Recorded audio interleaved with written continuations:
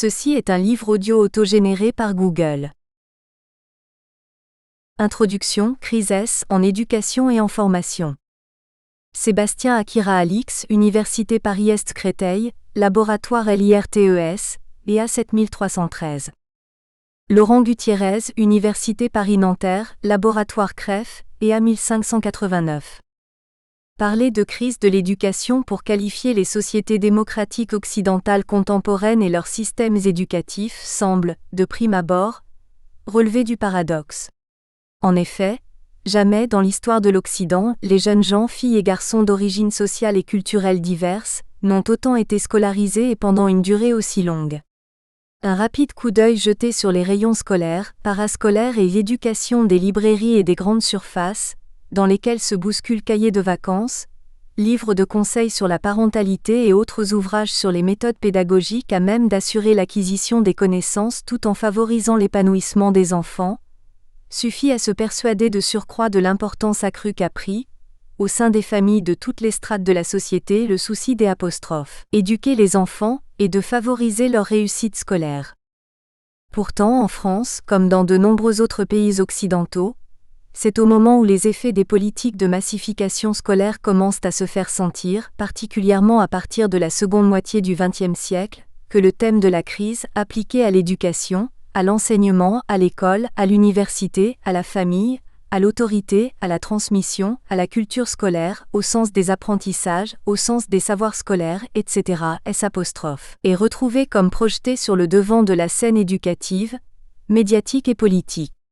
Si ce thème de la crise n'a en lui-même rien de véritablement nouveau, on le retrouve bien avant la seconde moitié du XXe siècle en France, chez Charles Péguy ou Émile Durkheim.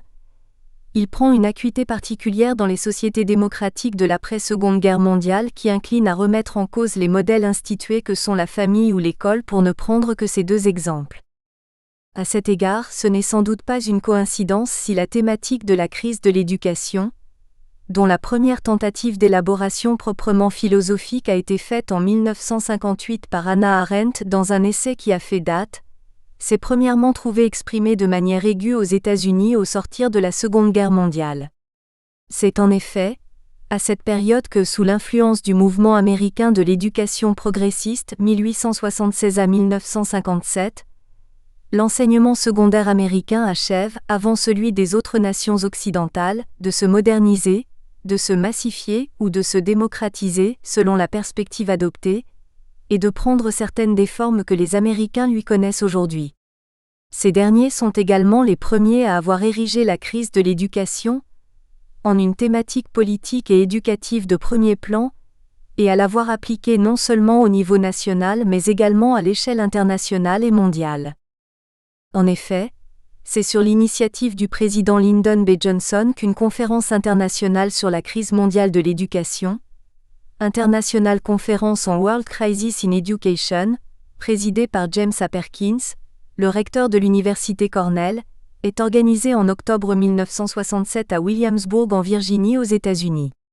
À la demande de Perkins, le directeur de l'Institut international de planification de l'éducation de l'UNESCO, Philip H. Coombs, qui avait occupé en 1961 les fonctions d'assistant Secretary of State for Educational and Cultural Affairs sur nomination de John F. Kennedy, rédige un document de cadrage en vue de la préparation des échanges de cette conférence. Intitulé World Educational Crisis, ce texte qui, comme son titre l'indique, fait le constat d'une crise éducative mondiale, ou d'une crise mondiale de l'éducation, est discuté lors de la conférence et est, dans l'ensemble, approuvé par les participants. Suite à la conférence, une version révisée de ce texte est publiée en 14 langues. Dès 1968, il paraît en anglais aux éditions de l'Université d'Oxford et en français aux Presses universitaires de France sous le titre La crise mondiale de l'éducation avec une préface de Raymond Aron. Dans l'avant-propos de la traduction française de ce livre, Coombs souligne les réticences qu'un certain nombre d'éducateurs européens présents à la conférence avaient pu manifester à l'encontre de l'application de la notion de crise à l'éducation et à l'enseignement dans leurs pays respectifs. Toutefois, au vu des nombreux troubles qui éclatent dans les principales universités de la République fédérale d'Allemagne, d'Espagne, des États-Unis, de France, d'Italie, de Pologne, de Tchécoslovaquie et de Yougoslavie, au cours de l'année 1968 et, particulièrement en France où le printemps de 1968 a pris un tour dramatique, Coombs considère que l'on peut vraiment parler de crise de l'éducation et que ce terme n'est pas exagéré pour caractériser la situation de l'éducation dans les nations européennes. Il est suivi en cela non seulement par Raymond Aron, qui dans la préface de l'ouvrage, note que la crise de l'éducation mérite effectivement d'être appelée mondiale, mais également par certains médias français. L'année 1968, en particulier après les événements de mai, correspond en effet à un pic de l'usage par les médias français du thème de la crise pour désigner la situation de l'institution universitaire. Cette notion de crise est d'ailleurs rapidement reprise et utilisée dans le discours politique et médiatique français, pour désigner l'état de l'institution scolaire, particulièrement après la création en 1975 du Collège uni. En effet, dès 1976, les experts de la Commission éducation et formation du 7e plan du développement économique et social affirment que la crise de notre système éducatif est patente.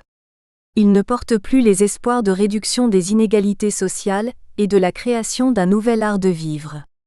Peu de temps après la mise en système de l'école française, on assiste en France à ce que la sociologue Ludivine Balland a désigné comme la cristallisation de la catégorie crise de l'école, c'est-à-dire à la fabrication publique de cette réalité scolaire à partir du début des années 1980. En l'espace de quelques années, la crise comme catégorie de perception du monde scolaire et de ses transformations, semble être devenue en France une sorte de doxa contemporaine pérenne. Avec l'installation de cette doxa, ce sont surtout les institutions, universitaires et particulièrement l'école, et la question des conséquences de la démocratisation, résultant notamment de l'avènement du collège unique et de la massification corrélative de l'enseignement secondaire qui se retrouvent placés au centre du débat public, contribuant à l'instauration d'une nouvelle querelle de l'école, opposant depuis lors rituellement républicains et pédagogues.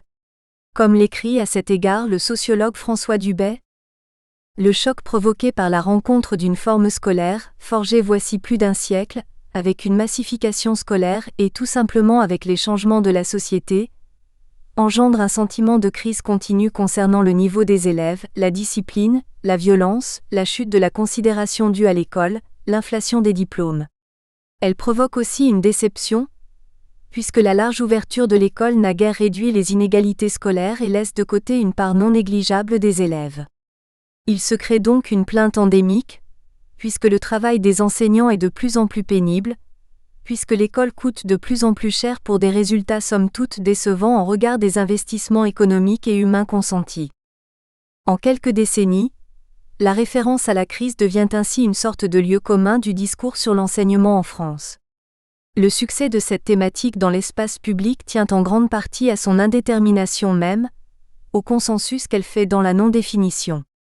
À cet égard, s'interrogeant sur la crise de l'école en France, Bernard Charlot notait en 1986 « Tout semble avoir été dit sur la question. Tout est son inverse. C'est que le flou sémantique qui entoure cette notion non seulement ouvre la porte à une diversité d'interprétations, souvent opposées, de la crise de l'école, de l'enseignement, de l'université, etc., mais favorise également l'émergence de débats polémiques et de controverses parfois virulentes s'agissant des mesures politiques, institutionnelles et pédagogiques à prendre pour y remédier. Sur ce point, le discours public sur la crise n'est jamais neutre politiquement et appelle ou engage toujours une forme d'action de la part des collectivités publiques pour résoudre les problèmes ainsi désignés. Au-delà de la question même de savoir si l'action ainsi engagée peut avoir pour conséquence l'émergence de nouvelles crises, l'action publique se trouve ainsi dans une position délicate. Elle apparaît comme ballottée entre les interprétations dominantes de la crise dans l'espace public. Comme le note le sociologue Alain Caillé, l'école et l'université sont entrées en France dans une crise profonde. Oscillant en permanence entre une logique d'autoreproduction à l'identique, un conservatisme corporatiste et élitiste, et une injonction à la réforme ininterrompue, la démagogie et la démesure technocratique, notre système d'enseignement ressemble de plus en plus à un bateau ivre. Derrière cette mise au premier plan de la thématique de la crise de ces institutions en charge de la jeunesse et des problèmes qu'elles génèrent pour les institutions publiques, nombreux sont celles et ceux qui, à la suite d'Hannah Arendt, font le diagnostic d'une crise plus profonde, de l'éducation en général, qui toucherait à la relation même du monde des adultes à l'enfant. Sur ce point, dans l'avant-propos d'un ouvrage intitulé La fin de l'autorité, Alain Renaud faisait le constat suivant. De fait, une crise de légitimité sans précédent ébranle depuis au moins une génération les instances qui ont pour tâche d'assumer la fonction éducative.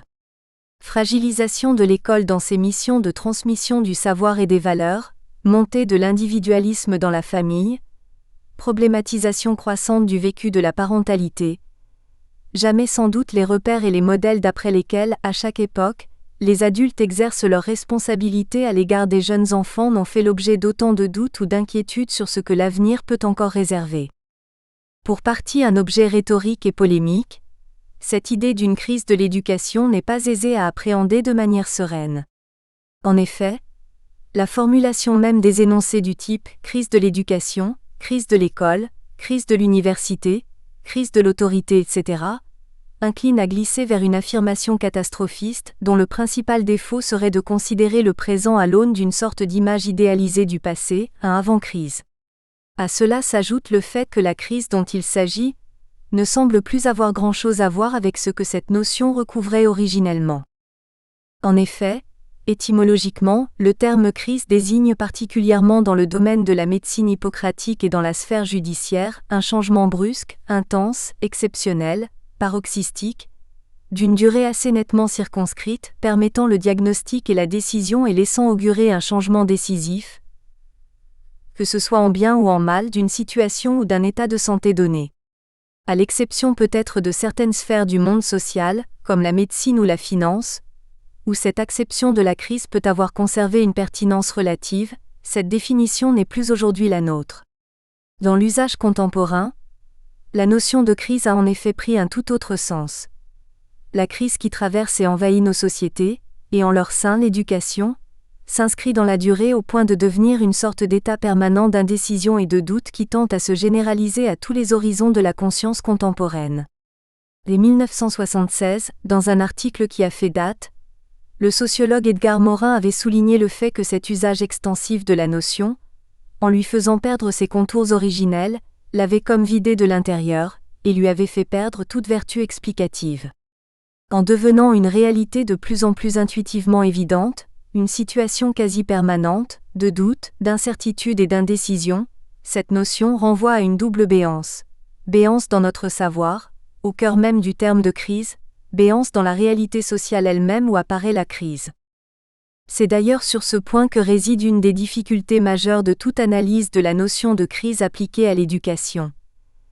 Il s'agit de la penser, c'est-à-dire non seulement de tenter d'appréhender là où les réalités sociales, intellectuelles, politiques que cette idée peut recouvrir mais également de chercher à comprendre pourquoi et comme à un moment donné, au sein d'un certain nombre de sociétés, on se met à penser l'éducation, comme des apostrophes, autre sphère du monde social, sur le mode de la crise. Il s'agit donc d'étudier concrètement ce qui fait la complexité et la spécificité propre de cette crise très particulière qu'est celle de l'éducation. Désireux de comprendre et d'appréhender les phénomènes qu'une telle crise peut recouvrir, nous nous sommes attachés à en étudier certains aspects relevant de la sphère de l'éducation et de la formation. Le titre de cet ouvrage se trouve conforté par des études circonscrites à la question de l'autorité enseignante, Éric Prérat, à leur identité professionnelle, Françoise Carreau et André Desrobert, Géraldine Farge, aux évolutions vécues par certains d'entre eux en formation, Catherine Dorison, Patrick Geffard, Marc Guignard, ou aux difficultés d'appréhender de nouveaux objets relevant de curriculums scolaires dont les contours ne cessent de s'accroître, Michel Fabre, sans oublier les difficultés de L'. Insertion professionnelle des jeunes, Valérie Becquet. En dépit des perspectives et des positions divergentes adoptées à l'égard de cette crise de l'éducation, dont on perçoit la complexité au regard de son aspect multidimensionnel, transparaît au fond une volonté commune de penser un problème caractéristique de la conscience démocratique contemporaine qui lui résiste et qu'elle ne parvient pas à élucider. En effet, au-delà de la dimension d'efficacité politique et d'utilité marchande ou marketing de la thématique de la crise, son application récurrente, pour ne pas dire constante, à l'éducation apparaît comme le symptôme d'une difficulté, peut-être insoluble, de notre temps à se représenter la forme et les modalités concrètes d'une éducation et d'un enseignement public, y compris universitaire, qui dans une société de masse caractérisée par un chômage structurel, soit véritablement démocratique.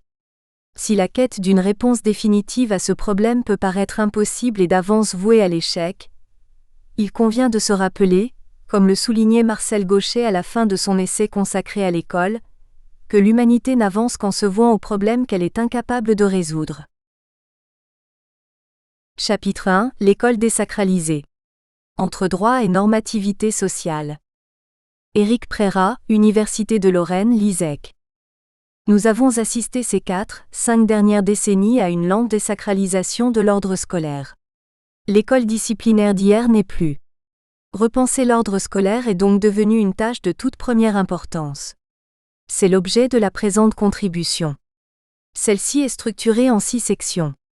Dans la première, nous décrivons de manière minutieuse le procès de désacralisation. Il s'agit de comprendre ce qui a fondamentalement et irrémédiablement changé dans l'école. Dans la deuxième section, nous rappelons le sens de l'institution scolaire.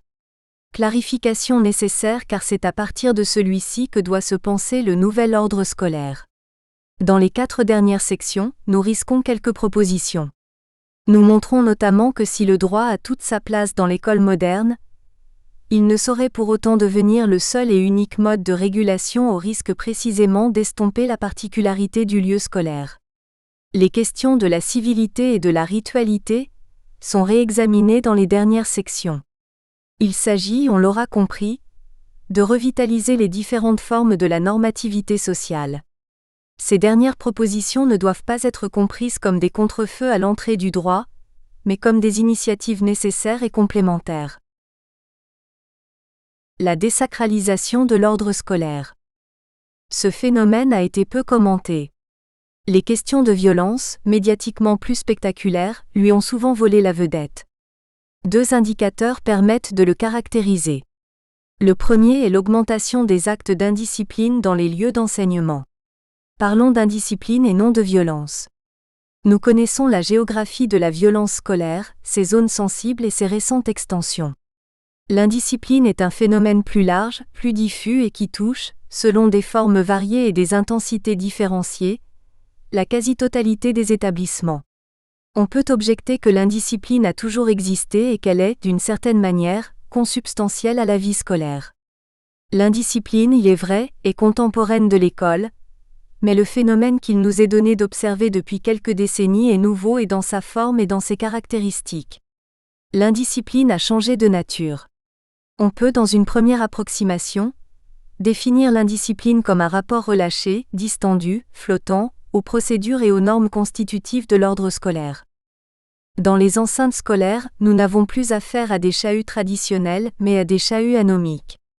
Les chahuts traditionnels étaient des agitations ritualisées et circonscrites dans le temps et dans l'espace, qui témoignaient d'une adhésion à l'ordre scolaire. Comme les rites de la fête de carnaval, les chahuts traditionnels étaient encore des moments d'intériorisation de la norme. Nous sommes donc passés de ce type de chahut intégrateur, et ce n'est pas un paradoxe de dire cela, à des chahuts qu'il faut qualifier d'anomiques parce qu'ils sont chroniques, peu ritualisés, et témoignent d'une perte du sens de la norme. Il n'y a plus de reconnaissance de la norme au double sens du mot « reconnaître ». La norme n'est plus connue ou si elle l'est, ce qui est bien souvent le cas, son emprise s'est très fortement affaiblie. L'indiscipline moderne est plus de l'ordre d'un climat, d'une ambiance, que le résultat de transgressions toujours clairement identifiables. Elle est un ensemble d'attitudes et de comportements qui tend moins à renverser l'ordre normatif qu'à le subvertir. Elle est moins de l'ordre de l'affrontement que de l'érosion. Pour reprendre une expression de Georges Lapassade, l'indiscipline ronge les dispositifs institutionnels. Voilà brièvement décrit le premier indicateur qui nous révèle une mutation dans le rapport à l'ordre scolaire traditionnel, mutation générale et qui n'est ni réductible, ni identifiable aux problèmes socialement et géographiquement repérés de la violence. Le second indicateur est le changement d'attitude des parents à l'égard de l'institution scolaire. Il ne s'agit pas ici d'évoquer la rancœur de certaines familles vis-à-vis d'une institution qui a déçu leurs espoirs et leurs attentes, mais de mettre en lumière l'attitude des classes moyennes et aisées, qui est en train de redessiner le rapport dominant des familles à l'égard de l'école. Des parents qui comparent les équipes éducatives, apprécient la qualité des accompagnements proposés, jaugent les climats d'établissement et s'informent sur les projets et les objectifs. Bref, des parents qui soupèsent, comparent, hiérarchisent et qui peuvent, le cas échéant, engager une procédure judiciaire s'ils jugent une décision contraire à leur intérêt ou peu conforme à ce qu'ils jugent être la vocation éducative de l'école. Pour le dire d'une phrase, c'est une posture critique et évaluative qui caractérise l'attitude d'un nombre grandissant de parents à l'égard de l'institution scolaire. Au-delà de ces deux indicateurs, une indiscipline chronique et une attitude parentale éminemment critique, il importe de comprendre que l'école a changé de légitimité. Jadis, la légitimité de l'école était institutionnelle. Comprenons que ces deux missions, transmettre des univers symboliques et former le citoyen, suffisaient à la légitimer. La manière dont elle s'acquittait de sa tâche était l'objet d'une attitude parentale plutôt distante. Aujourd'hui, l'école ne peut plus faire l'économie d'une information sur son projet d'établissement, sur ses résultats, au brevet, au baccalauréat ou aux évaluations CM2-6M, sur son fonctionnement quotidien ainsi que sur les dispositifs et les procédures disciplinaires qu'elle met en œuvre. L'école, fait nouveau, doit de manière permanente s'expliquer et se justifier. La légitimité de l'école est devenue une légitimité mixte, tout autant fonctionnelle qu'institutionnelle. Il n'y a donc pas à strictement parler de crise de la légitimité scolaire, mais une transformation de celle-ci ou plus exactement, un glissement vers une légitimité de nature procédurale. C'est ainsi que l'on peut comprendre la récente entrée du droit, entrée censée donner un surcroît de légitimité à une institution pour le moins malmenée. Le sens de l'école. Quelle place faire précisément au droit ? Question essentielle qui exige de répondre en amont à une autre question elle aussi, décisive. Où sommes-nous lorsque nous sommes à l'école ? Car c'est le statut du lieu scolaire qui détermine la place que doit occuper le droit en son sein. Il est pertinent de caractériser au plan normatif le lieu scolaire par 4 grandes propriétés. L'école, un lieu spécifique de transmission et de formation. Voilà la première caractéristique de l'école. N'insistons pas sur les termes formation et transmission, tout le monde les comprend aisément. Nous ne disons pas de l'école qu'elle est un lieu de transmission et de formation, mais qu'elle est un lieu spécifique de formation et de transmission. Spécifique tout d'abord au sens où l'école est un lieu bicolore. À l'école, il y a des professeurs et des élèves, des éducateurs et des éduqués. Spécifique aussi, au sens où la transmission prend l'école un caractère méthodique. Il y a bien évidemment d'autres lieux de transmission que l'école. La famille est un lieu de transmission, le monde du travail, etc. La rue est un lieu de transmission. Mais à la différence, l'école est ce lieu où ce qui va être transmis est consigné dans des programmes ou des curricula. En d'autres termes, la transmission prend à l'école un tour éminemment formel. L'école, un lieu intermédiaire. L'école n'est ni l'espace domestique, ni l'espace public. À l'école, il y a des enfants, des adolescents et des adultes. Il y a surtout, nous venons de le voir, des élèves et des professeurs. L'école est marquée par la dissymétrie des statuts en présence.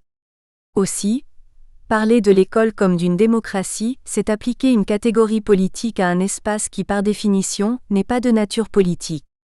Dans un espace politique, il n'y a ni professeur, ni élève, ni rapport d'instruction et d'éducation, mais seulement des personnes juridiquement responsables engagées dans un débat public sur les orientations collectives à poursuivre. Ni domestique, ni politique, l'école est un espace intermédiaire. Il faut sur ce point retenir la leçon des philosophes qui de Hegel, sphère médiane, à Arendt, espace prépolitique, en passant par Alain, moyen terme, ont tous souligné que l'instruction-formation exigeait un tiers-lieu. L'école s'intercale entre la famille, le monde du travail, monde de la production des biens et des services, et le monde du débat public et politique et c'est précisément parce qu'elle est entre et articule ces 3 instances que nous ne saurions la réduire à aucune de celles-ci. Elle est aussi, envisagée d'un autre point de vue, dynamique, un espace transitionnel car elle prépare et organise le passage d'un monde vers d'autres mondes, monde que Hegel qualifiera respectivement d'affectif, le monde domestique, et d'effectif, les mondes politiques et économiques. L'école, un lieu d'exercice.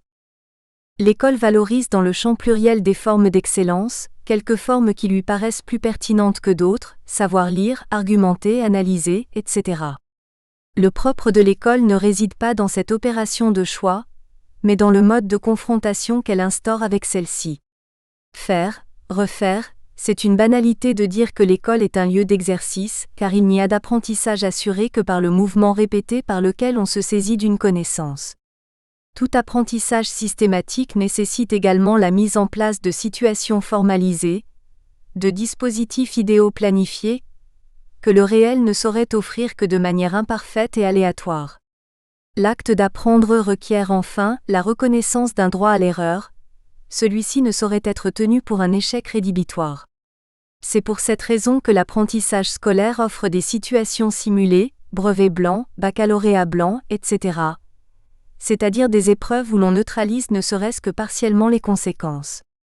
Les erreurs ne sont pas supprimées mais amorties de sorte que si l'école a le sérieux du monde, selon le mot d'Alain, elle n'en a pas pour autant la dureté. L'école, un lieu hospitalier. Enfin, l'école est un lieu hospitalier, telle est sa dernière grande propriété. Elle doit accueillir tous les enfants, le blanc, le noir, le droit, le tordu, le pauvre, le riche, etc. L'idéal démocratique a rendu cette exigence plus vive. Mais à tout dire, l'hospitalité scolaire précède l'avènement démocratique car elle est consubstantielle à l'idée même d'école. Parce que chaque enfant est convié à réaliser en lui l'idéal d'humanité, parce que chaque nouveau venu, selon l'heureuse formule d'Arendt et promesse d'humanité, l'école se doit d'être ouverte à toutes et à tous. Chaque enfant doit devenir tout ce qu'il peut devenir, et l'école est le lieu privilégié de cette conquête. Tout enfant, en tant précisément qu'il est appelé à devenir homme, a droit autant du loisir studieux, scolaire, et ne peut être privé de cette école d'humanité qu'est la culture. C'est peut-être ainsi qu'il faut comprendre l'étonnante formule d'Alain selon laquelle l'école est chose naturelle. La juste place du droit.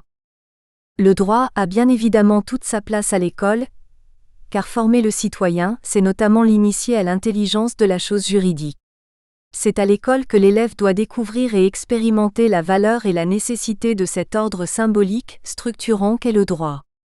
Mais l'école ne saurait accueillir tout le droit, car elle doit rester un lieu intermédiaire. Cela signifie qu'une part non négligeable de la vie et de la conflictualité scolaire doit échapper par définition à une régulation de nature juridique. Les textes de juillet 2000 relatifs aux procédures disciplinaires illustrent de manière exemplaire ce compromis. Rappelons les choses en quelques mots. Les punitions scolaires qui répriment les petits manquements sont restées hors droit. En ce qui concerne les sanctions disciplinaires, la juridicisation est restée mesurée. Le principe d'impartialité, par exemple, est à peine esquissé puisque le conseil de discipline réunit des parents, des élèves et des personnels de l'établissement. Il aurait été possible d'élargir le cercle en invitant des personnes extérieures à l'école, éducateurs, personnels de la PJJ, etc. Ce n'est qu'avec le conseil de discipline départemental, présidé par l'inspecteur d'académie, que prend vraiment corps l'idée d'un tiers externalisé. Les textes ignorent, à bon droit, le principe de symétrie des parties, principe qui porterait atteinte au principe de dissymétrie requis par la tâche éducative. Le grand mérite de ces textes est d'avoir tenté de trouver un point d'équilibre entre droit et éducation, puisqu'il s'est agi de juridiciser la sanction sans entrer dans les méandres sinueux de la procédure juridictionnelle. Car si le droit peut nous prémunir contre l'arbitraire, il peut aussi être contre-productif d'un point de vue éducatif, comme l'ont bien montré Antoine Garapon et Thierry Pêche. En recherchant la légitimité du droit, écrivent-ils, l'école risque de perdre en efficacité, en rapidité, en cohésion et finalement d'abdiquer sa spécificité d'espace intermédiaire et de banaliser sa réponse au conflit. Le souci louable d'évacuer l'arbitraire et le caractère inégal ou approximatif des pratiques répressives, pour y substituer les principes généraux du droit, peut accoucher d'une conception de la sanction orientée vers un rétributivisme mécanique et peu satisfaisant d'un point de vue éducatif. Affirmer cela n'est pas cultiver une position anti-juridique, mais reconnaître qu'une limitation est la condition même d'un usage pertinent du droit à l'école. On pourrait également parler du règlement intérieur. Ce dernier doit faire signe vers l'univers du droit qui attend l'adulte de demain, mais il ne doit pas oublier qu'il a d'abord et avant tout une tâche. Nous espérons que vous avez apprécié cet aperçu. Pour continuer à écouter ce livre audio sur Google Play Livres, utilisez le lien dans la description de la vidéo.